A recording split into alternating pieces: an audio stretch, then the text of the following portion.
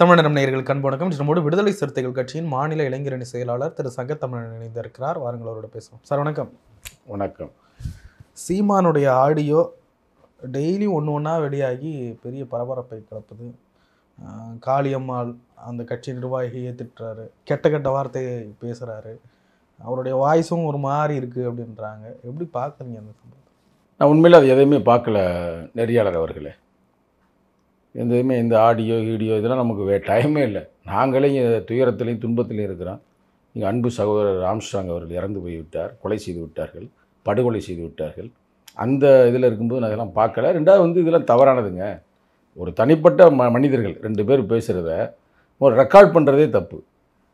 அதை ரெக்கார்ட் பண்ணி முடிச்சு அதை வெளியிடுறாங்க பார்த்தீங்களா, அதெல்லாம் அயோக்கிய பயலுக்கு செய்கிற வேலை. சாட்டை துரைமுருகன் வெளியிட்டாருன்ற யார் வெளியிட்டானா என்ன பண்ணானோ, ஒரு தலைவன் ஒரு கட்சி தலைவன் அவர் நம்பி பேசுகிறாப்புல. இப்போ என்கிட்டலாம் 1000 பேசுனது இருக்குது, போட்டு காட்டட்டுமா? எல்லாம் பேசுவாருங்க அவர். அதை போய் ரெக்கார்ட் பண்ணிட்டு வெளியிடுறதேன் பொழப்பா? ஏன்னா அயோக்கியத்தனம் இல்லையா? யார் வெளியிட்டான்னு தெரியல, யாருன்னே தெரில. நீங்கள் கேட்குறதுக்கு நான் பொதுவான பயிற்சி சொல்கிறேன். அது யாராக இருந்தாலும் சரி, எந்த தலைவர்களாக இருந்தாலும் சரி, ஒரு நம்பி தானே பேசுகிறான்.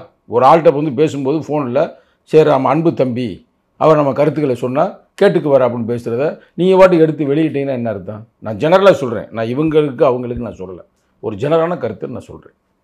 இப்போ நீ வெளியிட்டெல்லாம் வச்சு பார்க்கும்போது நான் அதை பார்க்கல கேட்கல. எனக்கு செய்தி பறை என்னென்னா, இப்போ அவரை பிடிச்சி விட்டாங்களாம்ல கொஞ்சம் நாளைக்கு முன்னாடி. யார் சாட்டையை பிடிச்சாங்களா போலீஸு? பிடிச்சதில் ஒரு மொபைலை வாங்கினாங்களாம். அந்த மொபைலேருந்து எடுத்து ஏதாவது பண்ணி அதில் எவ்வளோ பிடிக்காதவங்க இருப்பாங்கல்ல அவங்களுக்கு, அவங்க வெளியிடுறாங்க அப்படின்ற மாதிரி செய்தி கிடச்சிச்சு. ஆனால் அது ஒரு நல்ல ஒரு செயல்பாடாக இல்லை. செய்தி கிடச்சது உண்மையாது? செய்தி தான் கிடச்சிங்க. நான் தான் பார்க்கல. வேணா ஒன்று போட்டு காட்டுங்க, ஒன்று பார்த்துட்டுனா நான் சொல்கிறேன். உண்மையா பொய்யா நேர்மையா யார் கொடுத்தா என்ன கொடுத்தா நான் பார்க்கவே இல்லைன்றேன்ல. இருந்தால் போடுங்க, ஒன்றும் பிரச்சனை, போடுங்க பார்ப்போம். ஒன்றுமே இல்லை சார். காளியம்மாளை திட்டுறாரு. ஓகே, என்ன திட்டுறாரு? அது மாதிரி அதெல்லாம் ஒரு கொசுறு அப்படின்றாரு. ஐயோ, ஒரு பெண்ணை அப்படி பேசக்கூடாது. அப்புறம் எனக்கு கட்சியில் ஒரு பெண்மகளை அப்படி பேசலாமாங்க? அப்புறம் என்னாச்சு? அதுக்கப்புறம் கெட்ட கெட்ட வார்த்தையில் யாரையா திட்டுறாரு. அந்த பையன் அந்த பையன்னு. அப்போ பேசினா ஒன்று அவர் மொபைலுங்க, பேசுகிற எதிராளி நம்பருங்க. நிச்சயம் அவர் வெளியிட மாட்டாருங்க. அப்போ எதிராளி வெளியிட்டாங்களா? எப்படி சார் 3வது மனுஷன் ரெக்கார்ட் பண்ண முடியும்? அதே எதிராளினா அந்த இவர் யார்கிட்ட பேசினாரோ அந்த ஆள் வெளியிட்டானா, இல்லை அவர் மொபைலை பிடிங்கி போலீஸ் வெளியிட்டுருச்சா? நான் உங்கள்கிட்ட கேட்குறேன் இப்போ கேள்வி. சாட்டை சொல்கிறாரு போலீஸ் தான் திருடி வெளியிட்டுட்டாங்க, இதுக்கு கவர்மெண்டோட உத்தரவு பேரில் என்ன கைது செஞ்சு உள்ள தள்ளணும்னு பார்த்தாங்க, பண்ண முடியல, இது மாதிரி அசிங்கப்படுத்துறாங்கன்றாரு. அதெல்லாம் தப்புத்தான். என்ன தப்புத்தானுங்க? கூட்டணியில் இருக்கீங்க, திமுக அந்த மாதிரி வேலையிலலாம் ஈடுபடுதா? யார் செஞ்சாலும் தப்புத்தான். அதுக்காக நாங்கள் சும்மா திமுக அப்போ ஒத்துக்கிறீங்க, சாட்டை சொல்கிறத ஒத்துக்கிறீங்க, திமுக மேலே சந்தேகம் இருக்குன்றத ஒத்துக்கிறீங்க. எப்படி வெளியில் வந்துச்சு? சாட்டையை வெளியிட்டான். ஒன்றும் சாட்டையே வெளியிட்டிருக்கானு இல்லை, நீ யாரோ வெளியிடுறாங்க சார். யாரோ 3வது மனுஷங்க யாரோ வெளியிட்டு தப்புங்க, விடுங்க, அடுத்த பாயிண்ட் போங்க. என்ன சார்? ஆமாங்க சார், சாட்டை இப்படிப்பட்ட ஒரு பகீர் குற்றச்சாட்டை வைக்கிறார். திமுகவுக்கு முதலமைச்சர் ஸ்டாலினுக்கு தெரியாம அது நடக்குதா? என்ன தூக்கி அவருக்கு தான் வேலை.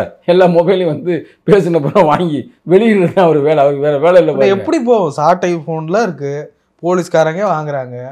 எப்படின்னு தெரியல. வேணா போடுங்களேன், கேட்போமே. அது மட்டும் போட மாட்டேங்க, ஏதாவது போடுங்க, நான் கண்டுபிடிக்கிறேன். என்ன சார் நானே உளவு அமைப்பு மாதிரி கண்டுபிடிச்சது உண்மையான குரலா என்ன ஏதுன்னு உங்களுக்கு சொல்லிடுவோம்ல. கேளினா என்ன பார்க்கல, பிறகு உண்மையிலேயே பார்க்கல. விட்டு வேலையை பாருங்க. நான் ஒரே ஒரு பிசிறு இருக்கு, காளியம்மா. அதுக்கப்புறம் இந்த சிவசங்கரன் சிவசங்கரன் அவன் ஒரு பிசிறு இருக்கு. 2 தட்டிட்டோம்னா சரியாயிடும். ஓகேவா? அவர் வாய்ஸ் தாங்க, வாய்ஸ் அவர் வாய்ஸ் தான். அவர் வாய்ஸ் தான் சார். யார்கிட்ட சொல்லுவேன்? கட்சிக்காரன்ட்ட சொல்லுவேன், முதல்ல அண்ணன்ட்ட சொல்லுவேன். இந்த மாதிரி பண்ண நான் என்ன செய்யணும்னு சொல்லுவேன். அதுதான் நான் இருக்கேன். நீ என்ன நீ வீடியோ போட்டு நினைச்சிட்டாங்க ஊடகம் கூட பரப்பிட்டு இதை வச்சு வசூலை போட்டுக்கிட்டு ஒரு சுய புகழ் விரும்பி சுய விளம்பரத்தை பரப்பிக்கிட்டு ஒவ்வொன்றுக்கும் தான் பண்ணுவான். பண்ணிட்டு இப்ப உலக நாடுகள்ல இருந்து எல்லா வெண்ணைகளும் எனக்கு அப்படி அனுப்பி வேட்சாலம். இவர் ஒரு ஹீரோ வாங்கிக்கிறாரு. அதுக்குள்ள செருப்பு கழட்டி அடிச்சு வெட்டி விட வேணாவனே. இதுல என்ன பழக்கம்னு சொல்லு. எடுத்தோடனே அவர் இதுலதான் பேசுவார். அவர் உலக மக்கள்கிட்ட ஊடகத்துலயே தான் பேசுவார். சொல்லு அது சட்டப்படி என்ன நினைக்கணும், என்ன பண்ணணும். அதுல எனக்கு ஒரு இன்ஸ்ட்ரக்ஷன். சீமான் அண்ணன் தலைமையில இங்க போராடும். இப்ப நம்ம போறோம் இல்லைன்னா அது அவர் அவர் நமக்கு எனக்கு வந்து ஒரு தலைமைக்கு இருக்கிற அது பிரச்சனைங்க. ஒரு தலைமையில் இருக்கிறவன் சொல்றதை கேட்டு நடக்கணும்ல. இல்ல சார், கெட்ட கெட்ட வார்த்தை பேசுறாரு சார். கெட்ட வார்த்தையில வெளியாட்களை பேசல, கட்சி நிர்வாகிகளே திட்டுறாரு. அப்புறம் அவங்க சொன்னபடி கேட்டு நடக்கணும்ல. அவர் தெரிஞ்ச மொழியில அவர் பேசுறாரு. ஒரு அன்பின் மீதியால. ஏன் இப்ப நீங்க சீமானுக்கு முட்டு கொடுக்க ஆரம்பிச்சு? யாருக்கு சீமானுக்கு முட்டு கொடுக்க ஆரம்பிக்கிறீங்க? நான் எப்பயுமே அவர் மேல நான் வந்து அன்பா இருப்பேன், அவர் என் மேல அன்பா இருப்பாரு. எதுவுமே மேட்டர் இல்லை. நீ என்ன திடீர்னு இப்படி பேசியிருக்கிறீங்க? ஒரு பிரச்சனை தப்புனா பல இடத்துல சொல்லிருக்கீங்க அவர் ஒரு சின்ன சங்கி அப்படின்னு. அதெல்லாம் அந்த காலகட்டத்தில் ஒரு கருத்தை பேசினாரு. அந்த கருத்தை தலைவர் இன்னமும் அந்த கருத்தை வந்து நான் வந்து இன்னமும் அந்த கருத்தை நான் வந்து ஏற்றுக்கிறல. என்ன பேசினாருன்னா, இஸ்லாமியர்களை எதிர்த்து கிறிஸ்துவர்களை எதிர்த்து ஒரு கருத்து சொன்னார். நான் இருக்கா நான் இல்லையா? அந்த காலகட்டத்தில் நான் பேசியிருப்பேன். நான் என்றைக்குமே நியாயத்தின் பக்கம் நிற்கிறவன் இல்லை, நீதியின் பக்கம் நிற்கிறவன். உனக்கு ஒரு நியாயம் இருக்கலாம், எனக்கு ஒரு நியாயம் இருக்கலாம், தம்பி கேமராமேனுக்கு ஒரு நியாயம் இருக்கலாம். ஆனால் நீதின்றது ஒன்று தானே இருக்கும். நான் நீதியின் பக்கம் என்று பேசக்கூடியவன் தான் இந்த சங்கத்தமிழை. அப்போ இந்த விஷயத்தில் வந்து நான் வந்து சீமான் பக்கம் என்று பேசுகிறேன். என்ன நாம் தமிழருக்கு தான் ஜம்ப் பண்றீங்களா? நல்ல ஆளுபா தம்பி, நல்லா வந்திருக்க நீ சார். அப்புறம் என்ன சார் உங்க தலைப்பா ஒரு நியாயமா இருந்தாலும் ஒரு நீதியா பேசி இருக்கிறாரு. ஒரு கட்சிக்கார கெட்ட வார்த்தை பேசுறது நீதியா? சக மனுஷனை மதிக்கிறது இல்லையா? எல்லாருமே எழுச்சி தமிழா இருக்க முடியுமா? கெட்ட வார்த்தை என்றாலே பயன்படுத்தாத ஒரே தலைவன் இந்தியாவிலே எழுச்சி தமிழர் தான். நான் விளையாட்டுக்கு சொல்ல, மேக்சிமம் என்னப்பா என்னப்பா அப்படின்ற தவிர வேறு எதுவும் பேச மாட்டார். அது மாதிரி எல்லாருமே இருப்பான்னு எதிர்பார்க்க கூடாதுங்க. மேதகு இருப்பாராம். மேதகு நான் கேள்விப்பட்டேன்.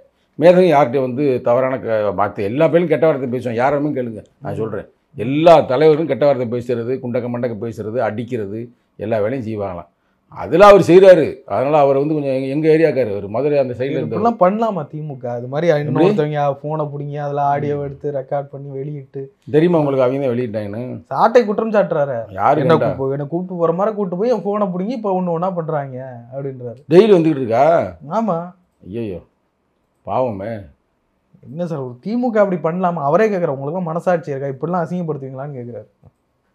அவங்க தான் திமுக தான் பண்ணிச்சுட்டு என்ன ரெக்கார்டு இருக்கு சார்? அவங்க தானே சார் அரெஸ்ட் பண்ணாங்க. சாட்டை போனை வாங்கினது போலீஸ்.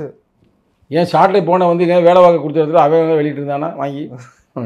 எவனை சாட்டையோட அவன் பேர ஒரு திருப்பான பக்கத்துலேயே சாட்டைக்கு பிஏ மாதிரி அவன் வாங்கி விட்டு அவன் வெளியிட்டு இருந்தானா? ஆனால் யாருமா நடத்திருக்கலாம். அதுக்காக நீங்கள் இதை தான் நீங்கள் குற்றம் சுமத்த முடியாது. என்னுடைய கருத்து, ஜென்ரலான கருத்து, தயவு செய்து யாரும் வந்து ஃபோனை ரெக்கார்ட் பண்ணாதீங்க. அது ஒரு நல்ல பழக்கம் இல்லை. ரெக்கார்ட் பண்ணும்போது உங்கள் நம்பி தான் எல்லோரும் பேசுகிறாங்க. அப்போ அதை ரெக்கார்ட் பண்ணி வெளியிடுவது என்பது மாபெரும் அயோக்கியத்தனம். அதே நேரத்தில் பேசக்கூடிய தலைவர்மார்கள் ரொம்ப கவனமாக எச்சரிக்கையாக பேசுங்க. ஏன்னா இப்போ 4 பக்கெட்டுமே கேமரா இருக்குது. ஓடவும் முடியாது, ஒழுங்கவும் முடியாது அப்படின்ற மாதிரி இருக்குது. ஓடவும் முடியாது, ஒளியவும் முடியாதுன்னு இருக்குது. அதனால் கேமரா வேறு இருக்குதுன்னு பார்க்கணும், இன்னொரு பக்கெட்டு ரெக்கார்ட் பண்ணிடுவாங்கன்னு பார்க்கணும். எச்சரிக்கையாக பிடிச்சிட்டுலாம் பேசுகிறதா சொல்கிறாங்க. அதில் வாய்ஸ் ஒவ்வொரு மாதிரி இருக்குது அப்படின்றாங்க. உங்களுக்கு அது ஏன் பிடிச்சாருன்னு அவருக்கு என்ன? அவர் தான் சாப்பிட்டு மகிழ்ச்சியாக இருக்கட்டுமே. ஏன் உங்களுக்கு பிரச்சனையா? தலைப்பு சங்கத்தமிழன் நாம் தமிழர் கட்சியில் இணைகிறார். எப்படி சங்கத்தமிழன் நாம் தமிழர் கட்சியில் இணைகிறார்? ஏன் இவ்வளவு நேரம் எப்படியெல்லாம் முட்டு கொடுக்குறீங்க சீமானுக்கு? எவ்வளோ கேவலமாக திட்டுவீங்க ஒரு காலத்தில். நான் எப்பயுமே திட்டினது இல்லை. சும்மா காட்டிட்டேன்னா நோ கருத்து ரீதியாக தான் பேசுவேன். கருத்து ரீதியாக தவறு யார் செய்தாலும் தட்டு கேட்கக்கூடிய ஒரே ஆளு சங்கத்தமிழன். யாராக இருந்தாலும் சரி. என்ன துரோகம் பண்ணார் சார் உங்கள் தலைவர் உங்களுக்கு? ஏன் என்ன இப்படி போய் சீமானுக்கு ஆதரவு வச்சு பேசுகிறீங்களே? சரி சும்மா பேசக்கூடாது பிரதர். ஆனால் தவறான பேச்சு நீங்கள் பில்டப் பண்ணி விடாதீங்க. அது வந்து ஒரு தலைவனுங்க இவ்வளோ கஷ்டப்பட்டு இன்றைக்கி வந்து அங்கீகாரம் அடைஞ்சிருக்கு ஒரு கட்சி. அப்படி இருக்கிற ஒரு ஆள் வந்து செகண்ட் லீடர்ஸ் வந்து தலைவர் சொல்கிற கேட்டு ஒழுங்காக இருக்கணும். இல்லைன்னா கோவம் வர்றது இயற்கை தான். அதனால் அந்த கோவத்தில் அவர் பேசியிருக்கலாம். ஆனால் அது எல்லாமே உண்மையான ஆய்வுக்கு உட்படுத்தணும். அதை பேசுவது உண்மையிலே அவர் சீமான் தானா, இல்லை உண்மையிலே அவர் அவரைத்தான் பேசுகிறாரா, இல்லை வேறு யாரையும் பேசுகிறார்களா அப்படின்னு ஆய்வுக்கு உட்படுத்தணும். சும்மா நீங்கள் பாட்டுக்கு உட்காந்துக்கிட்டு போட்டோ காட்டு அவரை திட்டுனா நான் பாட்டு திட்டுவேன் அவரை போய்? அவர் தான் சொல்கிறேன்ல, நமக்கு ரொம்ப வேண்டியவன் தான் சொல்கிறேன். அப்புறம் என்ன உங்களுக்கு? வேண்டியவர் என்பது வேறு, தலைவன் என்பது வேறு. உங்களுக்கு புரியுதா? எனக்கு என்றும் தலைவன் மேதகு. மேதகுக்கு முன்னாடி புரட்சி அம்பேத்கர், இப்போ நிகழ்காலத்தில் வாழ்ந்து கொண்டிருப்பவர் எழுச்சி தமிழர். அப்புறம் என்ன? அப்புறம் அதை விட்டு நீ அங்கே போவையா இங்கே போவையா? நான் கேள்வி கேட்குறீங்க தம்பி. சும்மா வந்து வாய் இருக்குது அப்படின்றக்கா எல்லாத்தையும் கேட்பீங்களா? உதயநிதி ஸ்டாலின் அவர்களை துணை முதலமைச்சராக்க போகிறதா அங்கங்கே பேசிக்கிட்டு இருக்காங்க. வாழ்த்துக்கள். அன்பு நண்பர் உதயநிதி அவர்களுக்கு துணை முதல்வராவதற்கு வாழ்த்துக்கள். உதயநிதி ஸ்டாலின் மட்டும்தான் ஆகணுமா? வேற என்ன ஆகணும்? யார் ஆகணும்? துரைமுருகன் ஆகக்கூடாது. ஆகட்டும் ஐயா, அன்பு ஐயா, ஐயா ஏன் ஆகக்கூடாது, ஐயா ஆகணுன்றது நான் வந்து உண்மையிலே வந்து நான் மட்டுமல்ல தமிழகமே விரும்புகிறது. ஏன்னா அவருடைய வரலாறு நீ எடுத்து பார்த்தீங்கன்னா சாதாரண வரலாறுங்க. 1991 1971 அப்போல்லாம் நாங்கள் அப்போ தான் பிறந்த காலகட்டம். நீங்களாம் அப்போல்லாம் உருவாகிருக்கவே மாட்டீங்க. அந்த காலகட்டத்திலே இவர் வந்து சட்டமன்றத்துக்குள் உள்ளே நுழைந்தவர். ஏறக்குறைய 12 முறை போட்டியிட்டு இருக்கிறார், 10 முறை வெற்றி பெற்றிருக்கிறார். இப்போ இந்த வர்ற ஆண்டு வந்தால் டாக்டர் கலைஞர் மு கருணாநிதி தான் அதிகமான முறை சட்டமன்றத்தில் இருந்தவர். ஈகே நாயனாரை விட, கேள்விப்பட்டிருக்கீங்களா, ஜோதிபாஸை விட, ஜோதிபாஷு இப்படி பெரும் தலைவர்களை விட அதிகமாக இருந்தவர் டாக்டர் கலைஞர் மு கருணாநிதி தான். இப்போ அதையே வந்து அதிகமாக வரப்போகிறாரு. அவ்வளோ பெரிய ஆள், ஏன் கொடுக்கக்கூடாது? இன்றைக்கி வந்து ஒட்டுமொத்த ஒரு வன்னியர் சமூகம்ன்றதே நீ ஓட்டு போடக்கூடிய ஒரு சமூகம். அந்த சமூகத்தின் பிரதிநிதியாக வேறு இருக்கிறார்.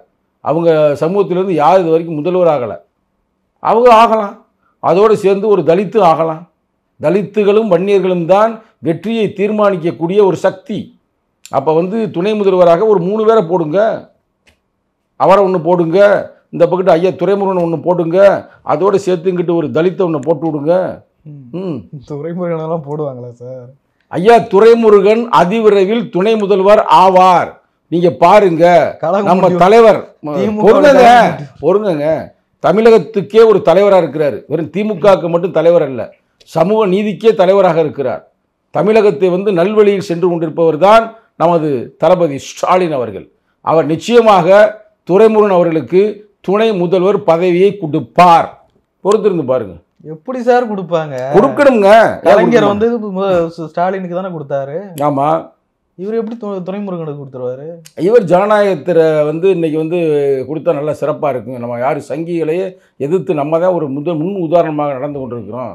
இன்னைக்கு வந்து திராவிட மாடலுக்கு ஆரிய மாடலுக்கே ஒரு எதிர்வினை அப்படின்ற மாதிரி இப்போ கருத்தோடு களமாடி கொண்டிருக்கிறார். இன்னைக்கு இந்தியாவிலேயே வந்து மோடி பயப்படக்கூடிய ஒரே தலைவர் தளபதி ஸ்டாலின். அப்போ உதயநிதிக்கு கொடுத்தா எதிர்ப்பீங்க நீங்க? உதயநிதி மட்டும் கொடுத்தா எதிர்ப்பீங்க நீங்க? நாங்கள் எப்படிங்க எதிர்க்க முடியும்? வாரிசு அரசியல் எங்கள் கட்சி வேலையாங்க. இது வந்து அவங்க கட்சிக்குள்ள அவங்க கொடுக்குறாங்க. வாரிசு அரசியல் சார். எப்படி? தமிழ்நாடு அரசு சார்ந்தது சார், கட்சி பொறுப்பு வேற. தமிழ்நாடு அரசு சார்ந்தது. நாங்கள் எதிர்ப்போம்ன்றீங்களா? எதிர்த்துறவா? எதிர்த்தா நல்லதா? சூப்பரா? எதுக்கு சார் எல்லாத்துக்கும் பாருங்க, நீங்க பாட்டு ஏட்டி பூட்டியா பேசிட்டு தெரியாம. அவர் தான் கொடுக்க போறாருங்க. துணை முதல்வர் வந்து 3 பேர் கொடுக்க போறாருங்க. ஒன்று வந்து உதயநிதி ஸ்டாலின், இன்னொன்று அண்ணன் துரைமுருகன், இன்னொரு ஆள் யாருன்றதை பார்த்துக்கிட்டு இருக்கிறாங்க. தலித்தில் பறையரில் உங்களுக்கு தகவல் கிடைச்சது? ஆமாம் ஆமாம், பறையர் சமூகத்தை சார்ந்த அண்ணன் கணேசன் இருக்கிறார், அவர் கொடுக்கலாம். சங்கத்தமிழை கூட விட்டு கொடுக்கலாம்ல. எனக்கு எப்படி கொடுக்க முடியும்? நாங்கள் எம்எல்ஏவாக இருக்கிறேன். ஏன் ஆகலாம் சார், பதவி ஏற்றுக்கிட்டு அதுக்கு பிறகு ஆகலாம். எப்படி பதவி ஏற்றுக்கிட்டு 6 மாதத்துக்கு நின்று ஆகலாம்? அதுக்கு ஏற்கனவே எங்கள் எம்எல்ஏ எங்கள் உள்ளே உட்காந்துருக்காரு, எங்கள் அண்ணன் இருக்கிறாரு தெரியுமா? காட்டு மன்னாருடைய சட்டமன்ற உறுப்பினர், மகிழ்ச்சி, அதாவது மரியாதைக்குரிய யார் பேர் தெரியுமா? தெரியாதா? சிந்தனை செல்வன். ஏன் அவர் கொடுங்க? வரலாற்றில் இதெல்லாம் நகர்த்தி காட்டணுங்க. இன்னைக்கு ஒரு கருத்து சொல்கிறேன் உங்களுக்கு. ஜனநாயகம்னா என்னன்னு தெரியாது நீங்களாம். ஜனநாயகம் என்ன என்பதை பற்றி எங்கள் தலைவர் யார் புரட்சி அம்பேத்கர் சொல்லியிருக்கார் அந்த காலத்தில். ஜனநாயகம் என்பது எல்லாருக்கும் அதிகாரத்தை பகிர்ந்து கொடுக்கணும். அதுதான் எங்கள் தலைவர் அமைப்பத்தின் புத்தகத்திலே சொல்லுவார். அதிகாரம் பரவாமல் ஜனநாயகம் வளராது, அரசியல் அமைப்பாக திரளாமல் ஆதிக்கம் வீழாது.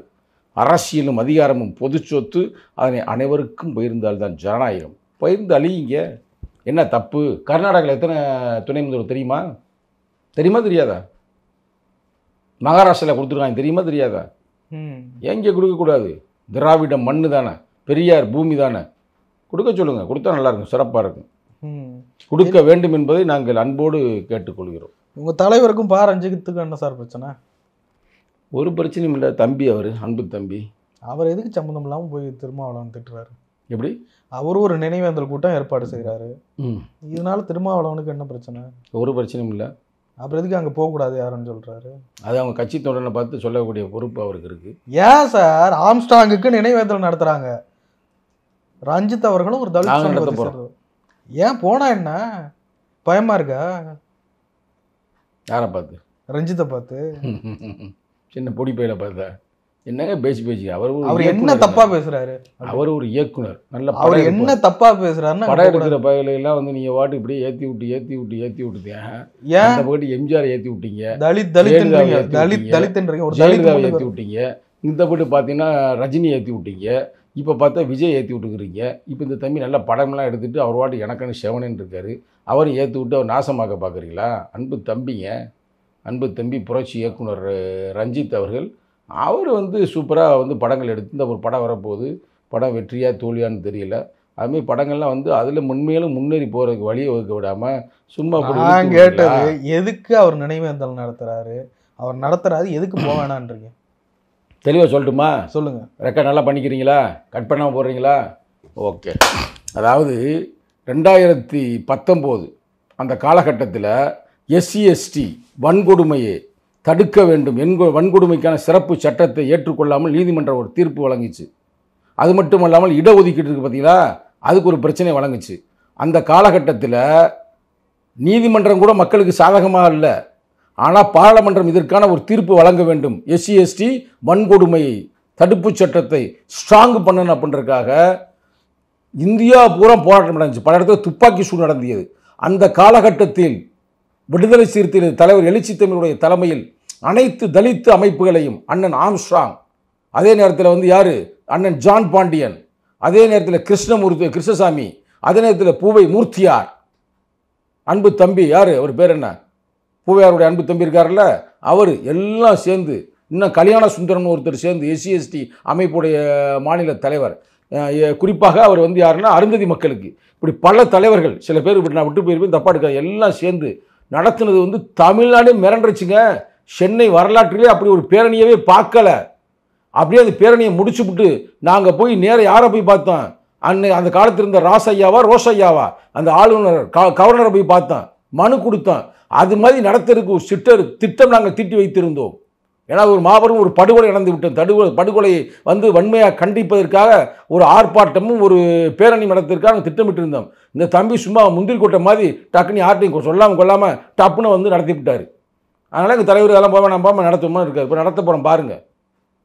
ஏங்க அவ்வளோ பெரிய ஆள், எங்களுக்கு ரொம்ப வேண்டிய நடத்தினாலும் நல்ல விஷயம் தானே சார். என்ன யார் நடத்தினாலும் அப்படிலாம் சும்மா வந்து போனவே நடத்துறதுக்குலாம் நாங்கள் வந்து தலித்துகளுக்கு நீங்கள் மட்டும்தான் பிரதிநிதியாக இருக்கணும். நாங்கள் எல்லா மக்களுக்கும் பிரதிநிதி, அனைத்து மக்களுக்கும், அனைத்து ஒடுக்கப்பட்ட மக்களுக்கு. இதில் இப்போ ரஞ்சித்தை பார்த்து பயம் தானே? எப்படி இப்போ ரஞ்சித்தை பார்த்து பயம் தானே? நீ இப்போ வந்து இதெல்லாம் இன்டர்வியூ முடிக்கிறதுக்கு நீ தெரியல அவருக்கு. நீ வம்பு எப்பயாவது வம்பு எடுக்காமல் நீ போகவே மாட்டப்பா. எப்பா இப்போ பொடிப்பா இப்போ அரசியலை பொறுத்த வரைக்கும் பெரிய இயக்குனர் இருக்கலாம் சார். சந்தோஷப்படுங்க சார். போட்டியாளராக தம்பி வந்து அரசியல்னா என்னன்னே தெரியாது, சும்மா தேவையில்லாத பில்டப் பண்ணிக்கிட்டு வம்பு அழுத்து விடாத. அந்த தம்பி வந்து நடத்தட்டு. திமுக எதுக்குறது பிரச்சனையா? திமுக நாங்களே எதுக்குறோமே. வர செப்டம்பர் 17ஆம் தேதி, வருகின்ற செப்டம்பர் 17ஆம் தேதி மது மற்றும் போதை ஒழிப்பு மாநில மாநாடு, மகளிர் மட்டுமே கலந்து கொள்ளக்கூடிய மாபெரும் சிறப்பு மாநாடு நடத்த போகிறோம். அதை போய் முதலமைச்சர் சொல்லுங்க. எப்படி அது போய் முதலமைச்சர் இது மாநாடு நடத்தி முதல்கிட்ட சொல்லுவோம் சார். சரியா? அவர்கிட்ட போய் எதுக்கு சார் காசை வேஸ்ட் பண்றீங்க? அவர்கிட்ட சொன்னா தானே சார் நடக்கும். முதலமைச்சரை அணுக முடியாம இருக்கிறவங்க முதலையே சொல்லி அவர் கேட்காதனாலதான் கேட்கல. அப்ப மதிக்கல உங்களை. ரைட், கூட்டணியில வேற இருக்கீங்க, வெக்கமா இல்ல? ஒன்றும் பிரச்சனை இல்லை, நோ ப்ராப்ளம். என்ன சார் போராட்டம், அனைத்தையும் தீர்வை நாங்கள் உருவாக்குவோம். போராட்டத்தின் மூலமாக அனைத்தையும் வெற்றி. நேரம் கூட்டணி முடிச்சுட்டு வெளில வந்திருக்கான். வெளியே வந்து உன்னோட சேர்ந்து எங்கேயாவது ரோட்டில் தில்லாமல் நினைக்கிறியா? அப்படி எதுவும் பிளான் போட்டுருக்கியா? திமுக விட்டா நாதி இல்லை. எப்படி திமுக விட்டா நாதி இல்லை? பொறுத்திருந்து பாரு, யாருக்கு என்ன நாதி இருக்கா இல்லையான்னு இப்போ போக தெரியும். செப்டம்பர் 14ஆம் தேதி தெரியும் யாருக்கு நாதி இருக்கு யாருக்கு நாதி இல்லைன்னு. அப்புறம் திமுக மிரட்ட பிளான் பண்ணிருக்கீங்களா? நீ பாரு தம்பி, வாய் பேசுறதுல வந்து 5 இயர்ஸ் யூஸ் இல்லை, பொறுத்திருந்து பார். நிறைய விஷயங்களை பகிர்ந்து. நன்றி, வணக்கம்.